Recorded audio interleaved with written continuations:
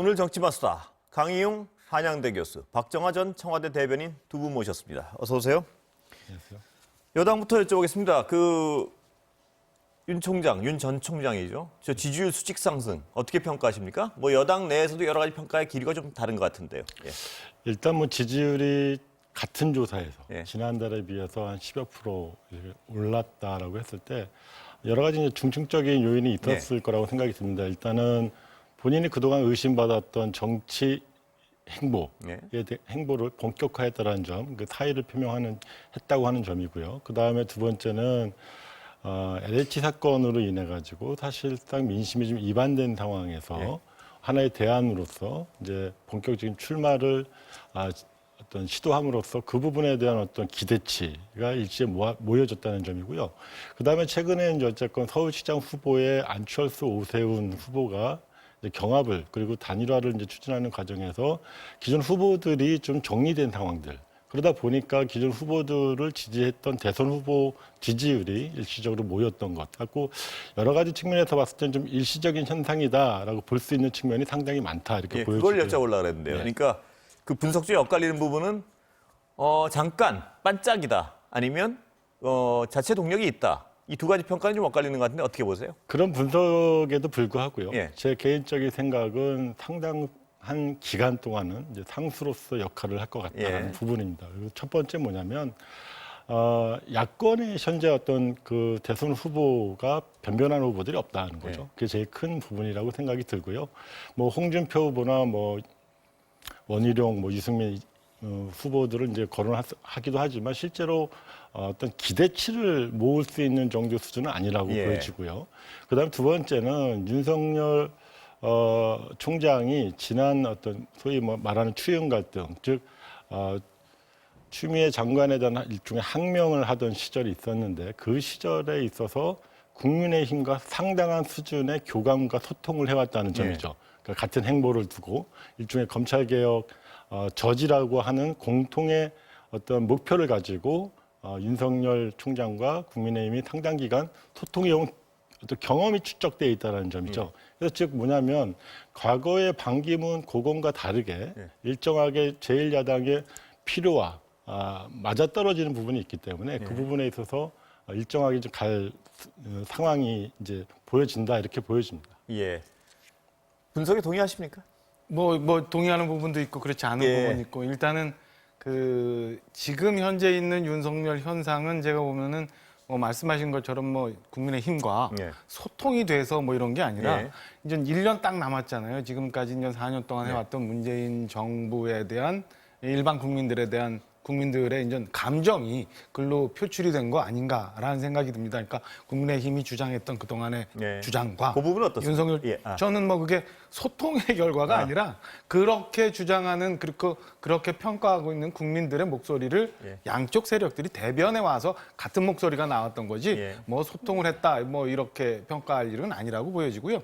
또 하나는 그 재밌는 게 보면 지난번 같은 여론조사 기관에서 조사한 걸 보면은 무당층이 지난번 조사에서는 그러니까 무당층이 아니라 지지 후보가 없다거나 아니면 무응답한 층이 30.2%에서 이번에는 급속히 줄어서 7.5%로 줄었어요. 그러니까 일각에서 뭐 그 야권의 다른 후보들의 표를 흡수했다거나 아니면 여권의 후보의 표를 흡수했다가 아니라 사실은 국민의힘이 뭐 김종인 비대위원장 체제 오면서 많이 변화하려고 노력은 했습니다만 여전히 이에 대해서 만족하지 못하고 있었던 반 문재인 정권의 심판하고자 하는 국민들의 정서가 많이 반영된 결과 아닌가 이렇게 평가를 좀 하고 싶습니다.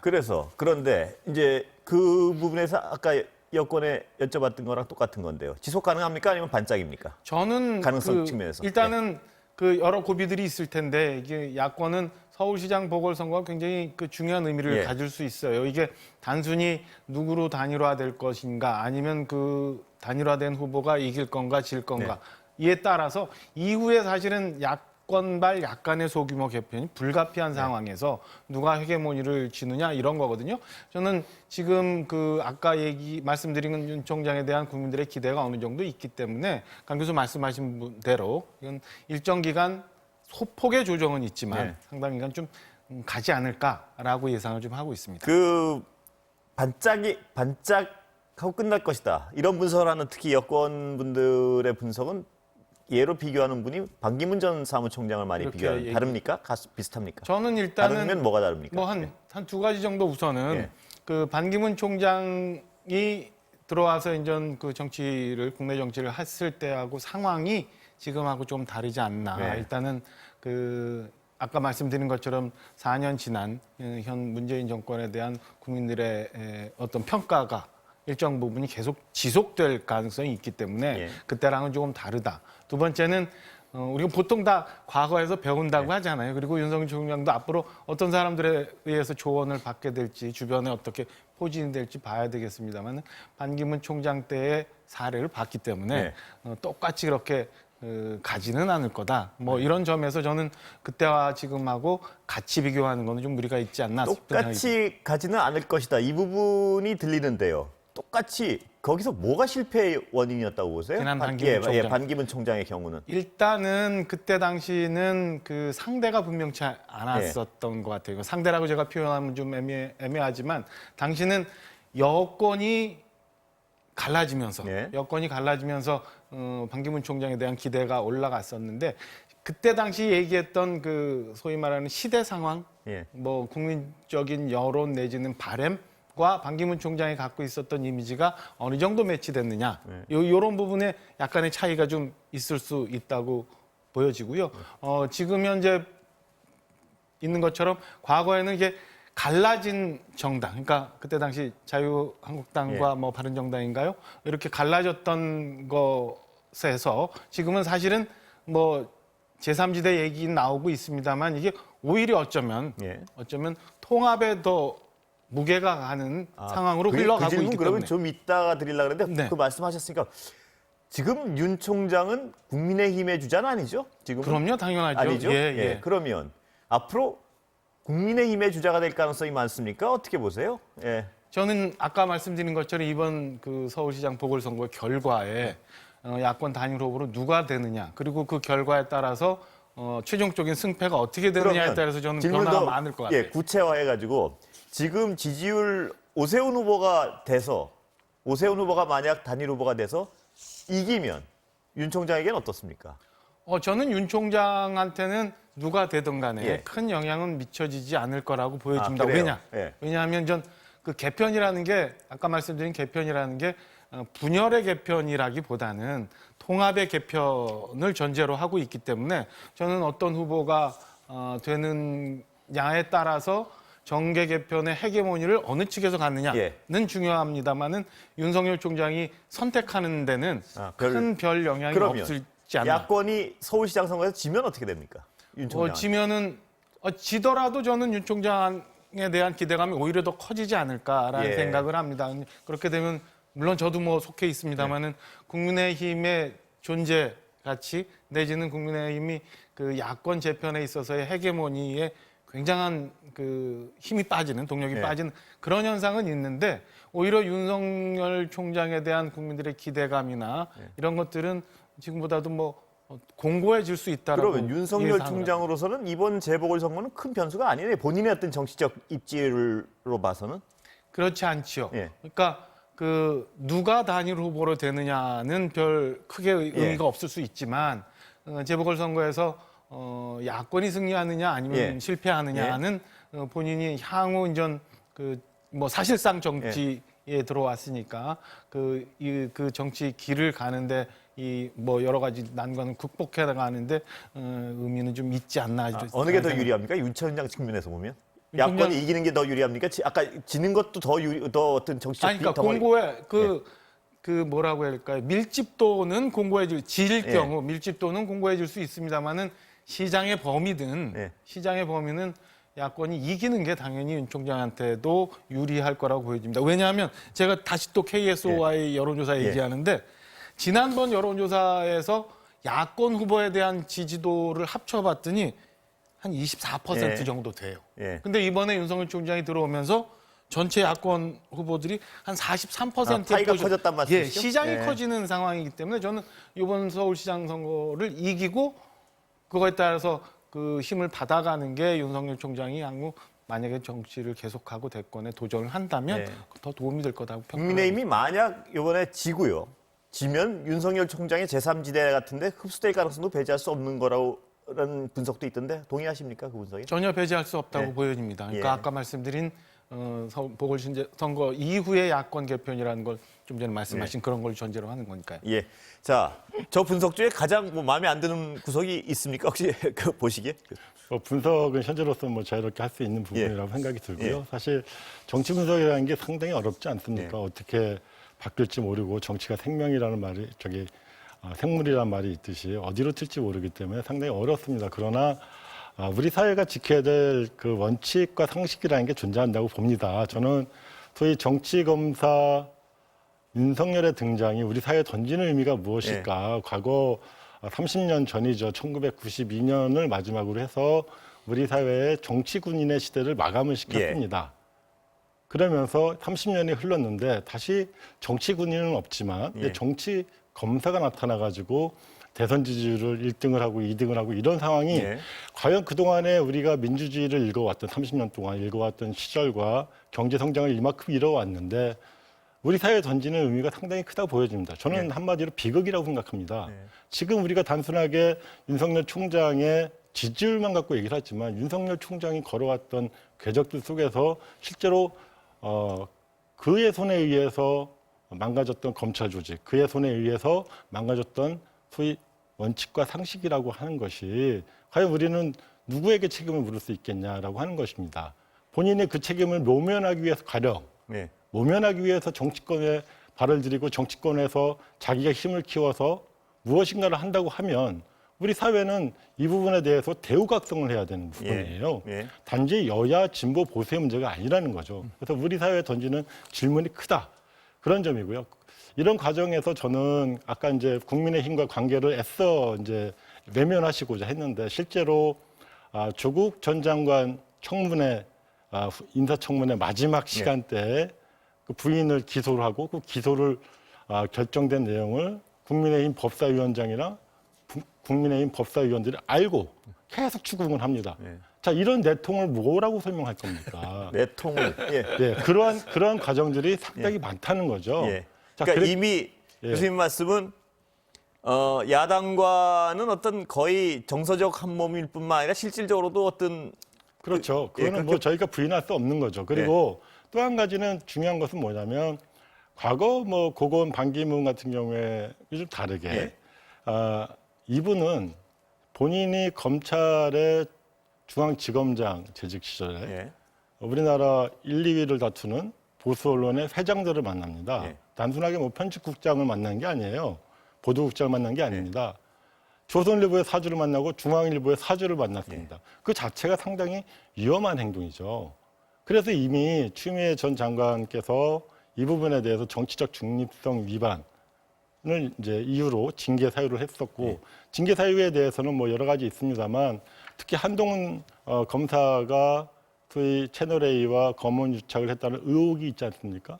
이 부분도 좀 밝혀지고 있지 않지만 어쨌건 징계 사유, 징계위원회에서 열려가지고 사실상 해임에 준하는 행동을 했다라는 것을 인정을 했지만 검찰총장이라는 지위 때문에 징계 2개월에 처한다라는 입장을 냈고 현재 본안 소송 중입니다. 끝난 게 아니죠. 그러니까 그래서 제가 제 얘기는 그 소위 정치 검사로서의 윤석열에 대한 평가가 이루어져야 된다고 하는 부분이요. 그다음에 근데 말씀하신 그 부분은 뭐 충분히 공감할 만한 부분이 많으면서 제가 여쭤보는 건 그런 평가가 앞으로 윤석열의 어떤 정치 인생을 규정하지 않겠습니까? 그걸 그렇죠. 여당이 규정하는 것이 아니고 그런 평가에 국민들이 동의하느냐 안 동의하느냐가 앞으로 그 정치 인생을 결정짓지 않겠습니까? 그래서 저는 언론의 역할이 상당히 중요하다고 봅니다. 그러니까 과거에 뭐 반기문 총장 같은 경우 약간 기대치를 보였지만 언론이 본격적인 검증에 들어가자마자 속수무책으로 무너진 셈이거든요. 그러면 윤석열 총장에 대한 언론의 태도가 어떠한가라고 봤을 때 사실 아까 뭐 그 조선일보나 중앙일보의 회장들이 만났다고 할 정도로 지금 조선일보나 중앙일보의 보도 행태를 보면은 우리가 충분히 짐작할 수 있는 거죠. 거의 뭐 윤비어천가죠. 그러니까 이런 식의 보도가 이어지고 여론을 호도하는 상황이 온다면 윤석열에 대한 본격적인 검증을 누가 할 수 있겠느냐 예. 하는 부분이 남는 거죠. 예. 그래서 지금 윤석열 가족들, 그러니까 처와 장모에 대한 여러 가지 뭐 사기 사건도 있고요, 주가 조작 사건도 있고 여러 가지 사건들이 지금 검찰에서 다 보류되어 있는 상태예요. 네. 이 부분이 제대로 왜 제 식구 감싸기 해야 예. 되니까 왜 선택적 수사를 해야 되니까 예. 이런 부분이 지금 이제 퇴임 이후에 과연 그 현재 검찰이 얼마만큼 용기를 내서 이 수사를 계속할 것인지에 대해서 아마 중요한 관건이 될 거라고 예. 보여지고요. 그런 점에서 정치인 윤석열에 대한 평가가 최종적으로 이루어질 것이다. 즉 윤석열 정치인 윤석열로 가기 위해서는 여러 가지 도덕적 측면에서나 아니면 정치적 측면에서의 어떤 고비들이 존재를 하고 그 고비를 어떻게 넘어갈 예. 것인지가 아마 본인의 정치 생명의 어떤 관건이 될 것이다 이렇게 예. 보여집니다. 낙마 가능성도 있다고 보시는군요. 그러니까. 그럼요. 예. 예. 충분히 여권에서는 뭐 그런 바람을 가질 예. 수밖에 없죠. 지금 그 강 교수 쭉 말씀하신 것에 거꾸로 얘기하면은 다 그 문제들이 좀 뭐 제 항변이 좀 나올 수 있는데 예. 저는 강 교수 지금 말씀하신 쭉 그 건에 대해서 뭐 개인적인 견해에 대해서는 뭐 비판하고 싶지는 않지만 예. 현재 이게 범주가 좀 벗어납니다만 현재 지금 문재인 정부가 갖고 있는 문제점에 대해서 다 말씀하신 것 같아요. 그러니까 이미 4년 동안 정권을 유지해 오면서 무슨 탓 그리고 또 뭐에 프레임을 만들어 갖고 저기는 뭐 정치 검사니까 안 되고 그런 게 사실은 어디 있어요? 그렇게 따지면 검찰총장을 지휘했던 법무장관 전직 법무장관 두 분이 열심히 정치 활동하시는 건 뭐라고 설명해야 될 거고 지금 현재 민주당에 있는 검사 판사 출신의 의원들은 어떻게 설명을 해야 돼요? 직업을 갖고 있다가 내가 무슨 뜻을 펼치기 위해서 정치권에 들어오는 거를 그런 식으로 아니다. 이게 마치 뭐 옛날 군사정권 시절과 같다라고 하는 거는 전 잘못된 견해라고 보여져요. 그리고 지금 현재 글쎄요. 이 문재인 정권을 많이 떠받들고 있다는 586 운동권. 그러면 운동권은 왜 정치권에 들어와서 지금 중추적인 역할을 하느냐라는 근본적인 문제까지도 들어가는 박 대변인 거거든요. 말씀하신 그 부분이 앞으로 윤 총장이 어떤 정치적 어떤 힘을 갖게 되냐에 굉장히 중요한 부분 같은데요. 그러니까 정치를 하기 위해서 총장직을 이용했다는 평가가 나오면 정치적 생명이 짧아질 그렇죠. 것이고 총장직을 하지 못하게 될 상황에 몰려서 정치를 하게 됐다면 뭐 국민들이 지지를 할 것이고 그 부분에 대한 어떤 정치적 자리 다툼 아닌가 싶은데요. 그러니까 그거는 예. 앵커 말씀 주신 것처럼 저는 뭐 한 두세 달 후에 예. 저희가 다시 한번 평가할 때 그거는 여권에서 규정하는 것도 아니고 정말 말씀하신 예. 국민들이 평가할 거라고 예. 보여져요. 여기서 저희가 뭐 예단할 필요는 없고 다만 현재 있는 우리 사회가 갖고 있는 많은 문제들이 지금 말씀하신 건처럼 이렇게 그 너무 한쪽만 쳐다보는 상황에서 이런 것들이 많은 것들이 비롯됐다라는 점을 지적해드리고 싶습니다. 예. 그러면 한 예, 말씀 말씀하시죠. 예. 말씀하신 것 중에 그 뭐 전직 법무장관의 정치 활동은 뭐냐 이렇게 네. 얘기를 하는데 제가 알기로는 그다음에 여러 기록을 봐도 전직 법무장관이라고 하면 이제 추미애 전 장관과 조국 전 장관을 아마 일컫는 것 네. 같은데 그분들이 국무위원회 도를 벗어난 어떤 정치 활동을 하진 않았다고 저는 봅니다. 그러니까 뭐 특히 뭐 추미애 전 장관 같은 경우에는 뭐 국회의원도 아니었죠 나중에는 네. 그렇기 때문에 국회에서 어떤 그 국무위원으로서 출석해서 대답하는 거 이외에는 어떠한 정치 활동을 국무위원 기간 동안 하지 않았고 정치인으로 다시 복귀한다고 그걸 가지고 탓할 수는 없는 것이죠. 문제는 뭐냐면 그렇게 이제 그렇게 물타기를 하면 안 되는 거예요. 왜냐하면 윤석열 총장이 정치를 나 배지 한번 달고 싶다거나 내가 청와대 한번 가고 싶다고 하는 거를 누가 뭐라고 하겠습니까? 그분이 검찰의 그 막대한 권한을 가지고 수사권, 기소권을 다 들고 앉아가지고 선택적 수사와 선택적 기소를 하면서 본인이 정치적 중립성을 어겼거나 혹은 본인의 정치적 야망을 위해서 그 권한들을 남용했다라는 의혹이 있습니다. 그러면 그 의혹이 있고 그런 정치적 중립성이 심대하게 검찰 조직 전체가 타격을 받는다고 한다면 그것은 엄청난 잘못인 거죠. 즉 검찰에게 있어서 정치적 중립은 생명과도 같은 것입니다. 그것을 그 수장이 좌지우지했다라고 하거나 지금 이제 일각에서 이미 이제 뭐 신동아나 이런 데 보도가 되었습니다만 뭐 대호 프로젝트다라는 얘기가 없는 얘기가 나온 게 아니지 않습니까? 결과적으로 지금 그렇게 가고 있는 거잖아요. 네. 그러니까 대호 프로젝트는 윤석열 총장을 윤석열 검사를 대선 후보로 만들겠다, 대권을 잡을 수 있다. 이렇게 얘기를 합니다. 심지어 오늘 뭐 조국 전 장관 같은 경우에는 페이스북에다가 2019년 하반기부터 윤석열 총장은 본인이 미래 권력이라고 생각을 하고 있었다라고 얘기를 합니다. 그렇다고 했을 때 우리의 검찰이 국민의 조직인데 이 조직을 자신의 정치적 야망을 이용해서 함부로 사용했다고 한다면 그리고 그 부분에 대해서 이미 국회 국정감사에 나와서도 정치적 야망을 속이지 못하지 않았습니까? 그러니까 그런 부분에 대해서 분명하게 책임을 져야 되고 그 부분에 대한 물론 평가는 최종적으로 국민들이 내리셔야 될 것입니다. 저도 짧게만 두 가지만 말씀하시죠. 할까요? 그러면 그러니까 그렇게 이제 논리를 전개하다 보면은 저는 여러 가지 문제들이 지금 문재인 정부 출범해서 지금까지 오면서 여러 가지 문제들이 얽히기 시작할 수 있다고 봐요. 딱 요것만 보면 두 가지 말씀드리고 싶은데 자 그러면 그 윤석열 총장을 발탁해서 검찰총장까지 가면서 살아있는 권력도 수사해라 하고 그다음에 전 정권까지 다 수사하면서 적폐청산에 모든 시간과 모든 노력을 들였던 초기 인연은 어떻게 설명을 할 건가라는 문제가 와요. 그럼 그때 당시 그러면은 현재 청와대, 현재 여권 지도부는 어떤 생각으로 모든 걸 윤석열 총장에게 맡겼는가? 두 번째, 자 국무위원으로서 뭐 공무원, 고위공직자로서의 역할 말씀하셨는데 검찰총장으로서 지금 여권에서 드라이브를 걸고 있는 검찰개혁이 잘못됐다고 얘기하는 게 어떻게 정치 편향적이고 어떻게 그게 정치 활동이라고 평가할 수 있는지 이에 대해서도 어떻게 설명할지 저는 잘 모르겠어요. 당연히 검찰총장으로서 검찰개혁이라는 이름 하에 잘못 가고 있는 부분이 있다면 지적하는 거는 그 자리에 있는 공직자로서 당연히 해야 되는 소리인데 이거를 마치 정치 편향적으로 해석하고 이게 잘못됐다고 몰아가면 이게 굉장히 여야 두 분 얽힌다. 말씀하시는 부분이 굉장히 중요한 얘기가 아니라서 제가 끊는 게 아니고요. 중요한 얘기인데 너무 많이 나왔던 어떤 논리들이라서 뭐 그만 그 부분은 하셔도 될 것 같습니다. 뭐 다음에 또 어떤 윤 총장의 행위가 옛날을 소환할 땐 다시 한번 논의해 보더라도 지금은 여기서 끊겠습니다. 그 서울시장 선거는 여당 보기엔 어떠세요? 지금 불리해졌죠, 상당히 갑자기 분위기가. 네, 뭐 오늘 여론조사 LH 건도 그렇고. 네, 여론조사를 보면 이제 아까 뭐 잠깐 얘기했듯이 윤석열 지지율이 이제 상승한 거와 이제 맥을 같이 한다고 보여집니다. 그러니까 LH 사건이 상당히 컸다고 보여지고요. 결국 여권에서 LH 사건을 어떻게 대응하느냐, 어떻게 이 부분에 대해서 국민적인 불신과 분노를 해소시키느냐가 재보궐선거를 앞두고 중요한 관건이 됐다 이렇게 보여집니다. 문제는 이제 야권에서 사실 이제 단일화 여부가 이제 관건이 될 텐데 지금 뭐 새 후보가 동시에 나오게 되면 뭐 여당에게 승리를 안겨주는 구도가 되기 때문에 안철수 후보 입장에서나 오세훈 후보 입장에서 공이 단일화를 할 수밖에 없는 그런 구도가 돼버렸다. 된다고 보시는 거죠? 네, 저는 당연히 된다고 봅니다. 왜냐하면 안 됐을 경우에 그 패배의 책임을 두 분 다 감당할 상황이 아니거든요. 단일화가 된다는 대전제에서 보시면 선거는 지금 객관적으로 여당에게 불리한 상황이네요.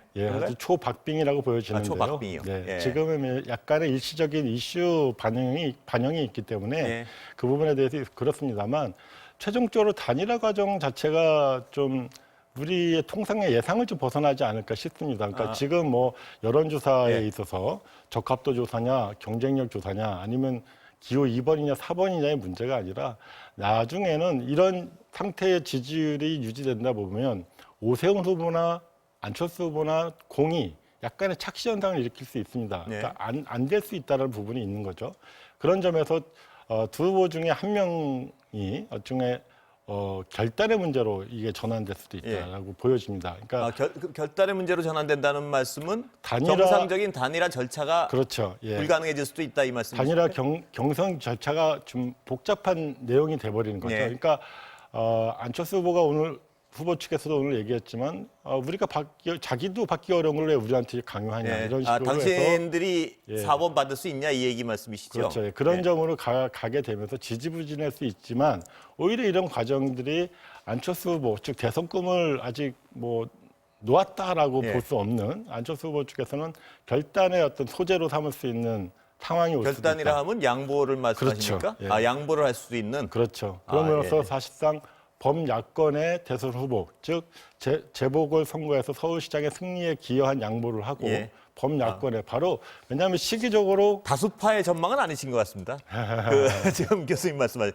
왜냐하면 안철수 후보가 또 아니요. 약간 그 양보를 하고 던질 수 있다는 전망은 다수파는 아닌 것 같습니다. 그죠? 그게 아니라 예. 제가 볼 때는 지금의 어떤 그 단일화 과정들이 순조롭게 이어진다라고 했을 경우에 누군가가 패자가 됩니다. 예. 누군가가 승자가 예. 되고 그러나 이렇게 양보를 했을 경우에는 둘 다 윈윈할 수 있는 구도가 됩니다. 예. 그런데 이러한 구도를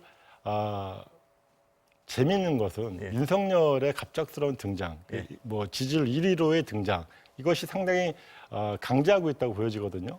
그러니까 가령 지금 안철수 시간은 다 돼가서 좀 예, 이렇게 좀 안철수 후보 짧게, 측은 예. 국민의힘에 입당을 할까까지도 고민하고 있는 찰나에 예. 사실상 윤석열 총장이 제3지대에서야 또 정치할 가능성이 높아지면서 본인이 제3지대를 계속 유지하면서 예. 윤석열과의 관계 정립을 통해 가지고 일정하게 어떤 그 향후에 모색을 할 수 있는 그런 근거를 삼고 있습니다. 왜냐하면 제3지대의 제일 첫 번째 꿈은 뭐냐면 대권이 아니라 제1야당이 되는 겁니다. 예. 그러니까 제1야당이 될 수 있다라고 하는 가능성을 보게 되는 것이죠.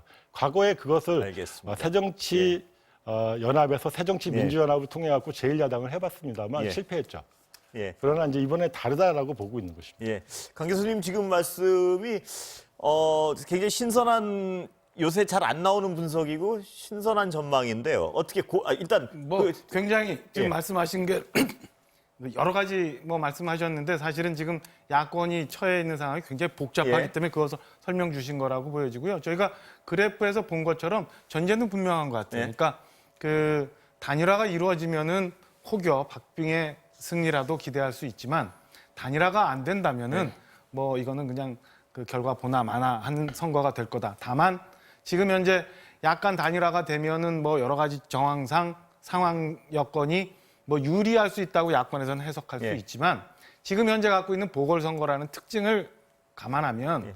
결코 끝까지 놓을 수 없는 상황이고 최종 결과는 박빙의 선거가 시간이 될 다 거다. 돼서 제가 그럼 질문만 강 교수님 그 말씀하신 거 중에 좀 찍어서 몇 개 딱딱 하고 끝내겠습니다. 예, 예. 단일화는 된다고 보시는 거죠? 최종적으로 됩니다. 될 예. 수밖에 없는 상황이고요. 단일화 과정 지금 강 교수님 언급하신 얽혀가지고 9일이잖아요. 예. 그 양 후보는 지금 등록인 19일까지 다 한다고 했는데 예. 19일 넘길 수도 있고 저도 벌써 피로하고 이게 뭔가 이런 상황이 올 정도입니다만은 뭐 굉장히 지난한 과정을 거치겠지만 최종적으로 될 거라고 저는 그럼 믿습니다. 마지막으로 그 질문 하나. 지금 강 교수님 전망하신 단일화 과정이 경선이 얽히고 지금 윤석열의 부상으로 좀 약간 달라진 상황 때문에 또 던질 수 있다. 안철수 후보. 이 가능성에 대해서는 가능하다고 보십니까? 아니면 안철수 후보는 오히려 아닌 것 같고요. 예. 오히려 만약에 오세훈 후보가 누군가 던질 수 던진다라면 저는 오 후보 쪽이 더 가능성이 높지 않나라고 판단을 하고 있습니다. 그 며칠 안 남았으니까 자세히 좀 지켜보고 다시 여쭤보겠습니다. 예, 오늘 말씀 여기까지 듣겠습니다. 감사합니다.